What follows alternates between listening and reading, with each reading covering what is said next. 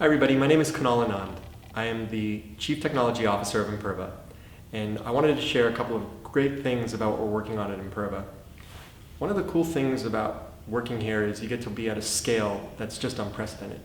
From a technology perspective, you get to work on things that are operating at the edge, inside the application, inside the database, or even some of our world-class analytics products. At the edge, you get to work on technology that's focused on stopping some of the largest volumetric attacks in history. A good example is maybe a few weeks ago we stopped the largest attack exceeding 680 million packets per second.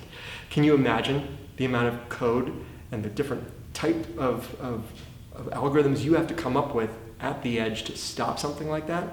It's wild. And to be able to do it at that scale.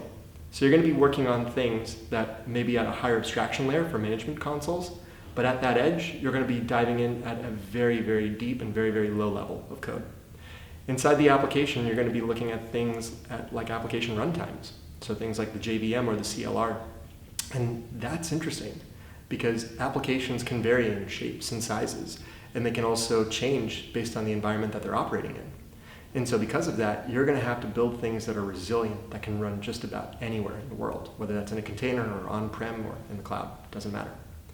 And then you've got the database, which is one of the fastest growing areas for us. And on the database side, what's really cool is we allow organizations to deploy technology that lives inside the database. Not outside the database, not a proxy, but inside the database that can stop things at access time and observe and give organizations a lot of telemetry and insights as to what exactly is going on.